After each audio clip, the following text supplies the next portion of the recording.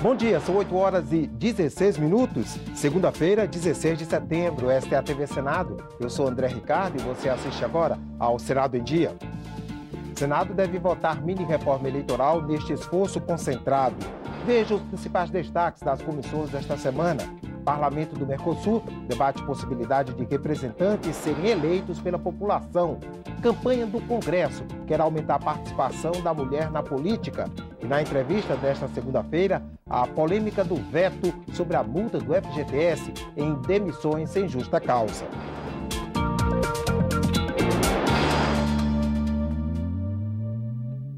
O Parlamento do Mercosul realiza no dia 11 de novembro, no Uruguai, a primeira sessão plenária deste ano.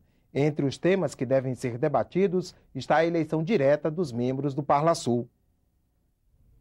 A primeira reunião de 2013 vai ser realizada depois de quase 3 anos sem atividades oficiais no Parlamento do Mercosul. A última sessão foi em dezembro de 2010, em Montevidéu. Na plenária de 11 de novembro, os parlamentares devem debater um novo prazo para que os países que integram o bloco realizem suas primeiras eleições diretas para o Parlamento Regional.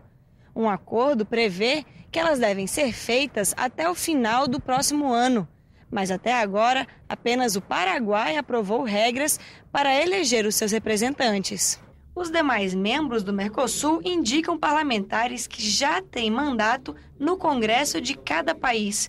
De acordo com o presidente da representação brasileira no Parlasul, a proposta é dar mais prazo. Seja prorrogado esse período de transição ou até 2018 ou 2020, a ser decidido preliminarmente pelo nosso Pleno do Parlasul e levado à consideração do Conselho do Mercado Comum, que se reunirá em Montevidéu em dezembro. 3 projetos que regulamentam as eleições brasileiras para o Parlasul tramitam no Congresso. 2 deles estão no Senado. Um foi protocolado este mês pelo senador Roberto Requião. Ele prevê que o pleito será feito junto com as eleições para deputados federais. Serão eleitos 74 parlamentares pelo sistema majoritário. Os mais votados assumem. A distribuição das vagas entre os estados será feita de forma proporcional à população. Distrito Federal, Acre, Amapá, Mato Grosso do Sul, Rondônia, Roraima, Sergipe e Tocantins elegeriam um parlamentar. Alagoas, Amazonas, Espírito Santo, Mato Grosso, Paraíba, Piauí e Rio Grande do Norte, 2 parlamentares. Ceará, Goiás, Maranhão, Pará, Pernambuco e Santa Catarina teriam 3. Paraná e Rio Grande do Sul, 4 representantes. A Bahia elegeria 5 parlamentares. Minas Gerais e Rio de Janeiro, 6. E São Paulo, 9. Uma tentativa de fazer uma coisa mais simples e que realmente as pessoas que tenham mais voto consigam representar os seus estados. E acabamos com aquela história de lista fechada, porque a lista fechada levaria ao Parlasul uma representação dos partidos e não da Federação Brasileira, uma representação proporcional à população de cada estado. Nesta semana de esforço concentrado do plenário, o Senado deve votar a mini-reforma eleitoral. Quem traz informações ao vivo sobre o assunto é o repórter Ronaldo Martins. Bom dia, Ronaldo. Bom dia, André Ricardo. O projeto da mini-reforma eleitoral provocou um debate intenso na Comissão de Constituição e Justiça, onde foi aprovado na semana passada. Tanto que foram apresentadas 30 emendas para discussão em plenário durante esse esforço concentrado. Para que as propostas contidas no projeto valham já para a eleição do ano que vem, de 2014, ele precisa ser aprovado aqui no Senado e na Câmara dos Deputados até o final de setembro. Alguns dos temas polêmicos dessa mini-reforma são a proibição de contratação de cabos eleitorais e os critérios para a distribuição do fundo partidário. Outro projeto que está na pauta do esforço concentrado é aquele que regulamenta a distribuição das gorjetas, que são oferecidas espontaneamente pelos clientes nos bares e restaurantes. Elas passariam a ser distribuídas entre os garçons, de acordo com a convenção coletiva, e passariam a integrar o salário base, o salário referência para a contribuição previdenciária.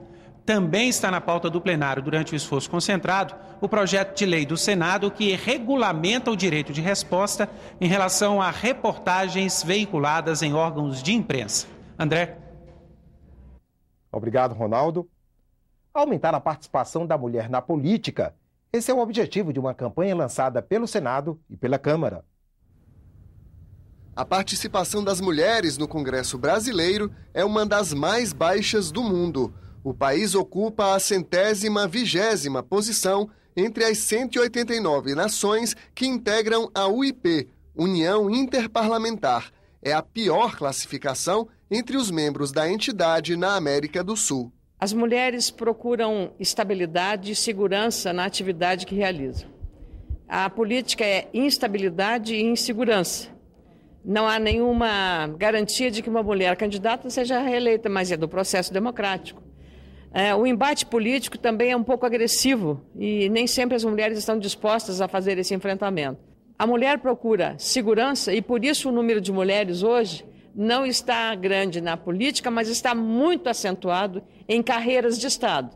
Ministério Público, Poder Judiciário, Advocacia Geral da União. Segundo o IBGE, mais da metade da população do país é de mulheres. São 97 milhões de brasileiras. Mas nas eleições de 2010, apenas 45 delas foram eleitas para a Câmara dos Deputados, menos de 9%. No Senado, das 81 vagas, apenas 8 são ocupadas por mulheres, menos de 10% do total.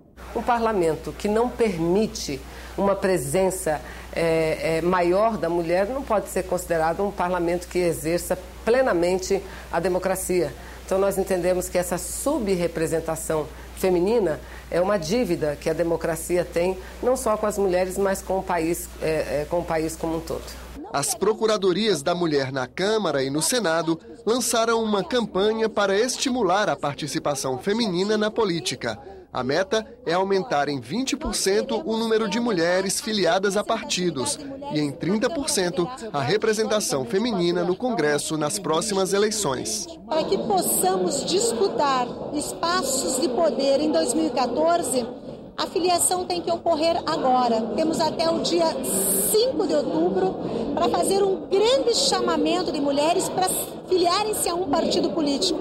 E depois teremos de 5 de outubro até 5 de outubro do próximo ano para viabilizar essas candidaturas. Quando encerrar o período de filiação, vamos partir para a conscientização, chamar a mulher às eleições. Agora, o que nós queremos mesmo é uma reforma política profunda, porque através da mudança da política, do arcabouço legal que estrutura a política eleitoral brasileira, é que a gente vai poder conseguir uma presença maior nossa nos parlamentos. Está prevista para amanhã mais uma sessão do Congresso para analisar vetos presidenciais. Esse é o tema da nossa entrevista desta segunda-feira.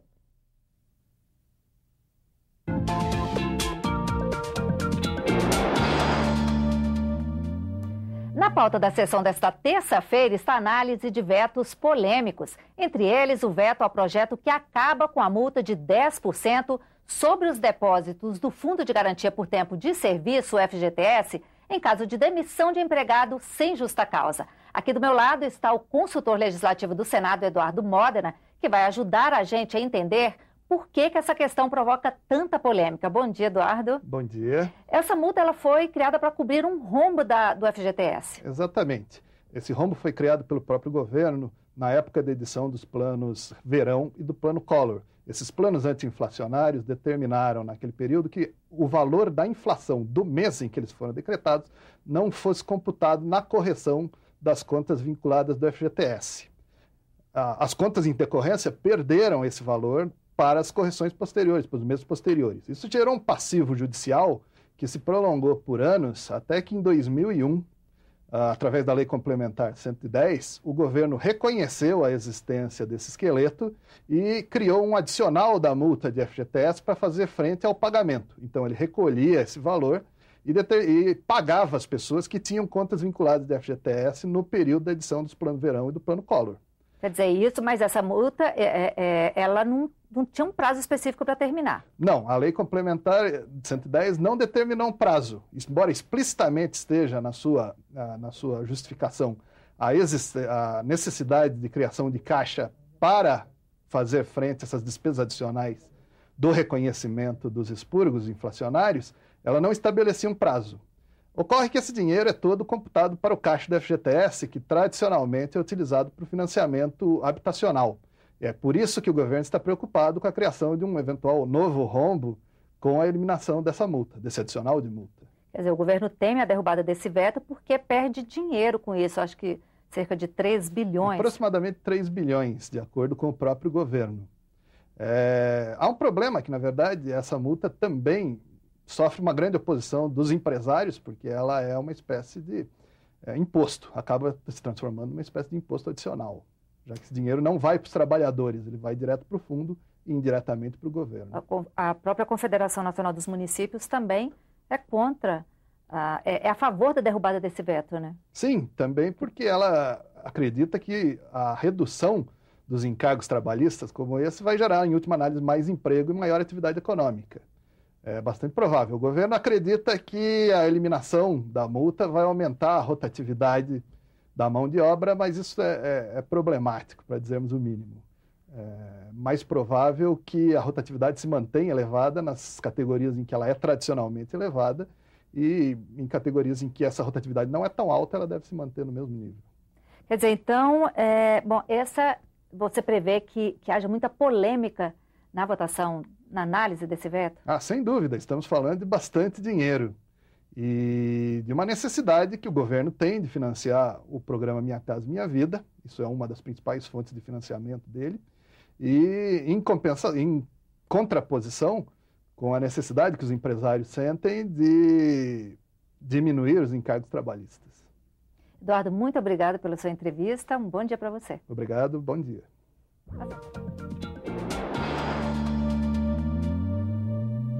E para hoje estão marcadas 3 reuniões de comissões e uma sessão especial.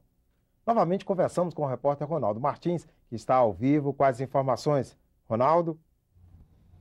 André, às 6 horas da tarde, a Comissão de Infraestrutura realiza uma audiência pública com o presidente da Infraero para discutir a modernização dos aeroportos do país.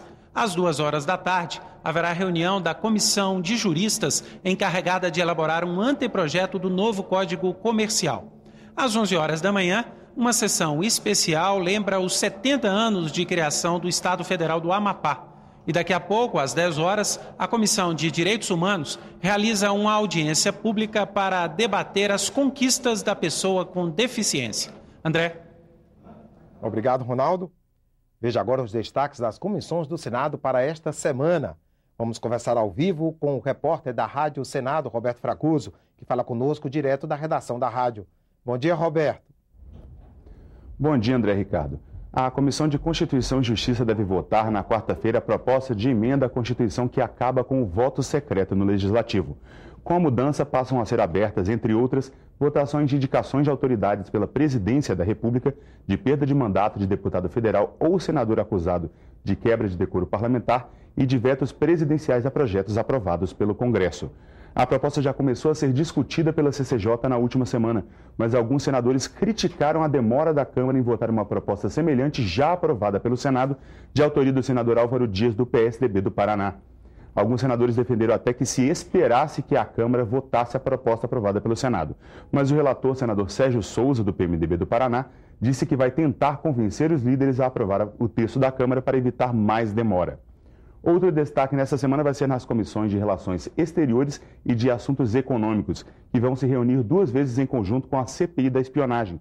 Os senadores vão ouvir a diretora-geral da Agência Nacional do Petróleo, Magda Chambriard, na terça-feira, e a presidente da Petrobras, Graça Foster, na quarta. O foco vai ser a denúncia de que a Agência de Segurança Nacional dos Estados Unidos teria espionado a Petrobras, a maior estatal do país, e se isso poderia afetar o leilão para a exploração do campo de Libra, na Bacia de Santos, marcado para 21 de outubro.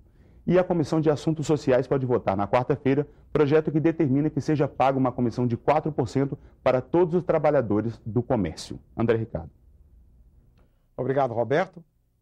O Senado em Dia termina aqui. No decorrer da manhã você acompanha outras informações nos boletins do Senado Agora. Enquanto isso, continue assistindo a nossa programação.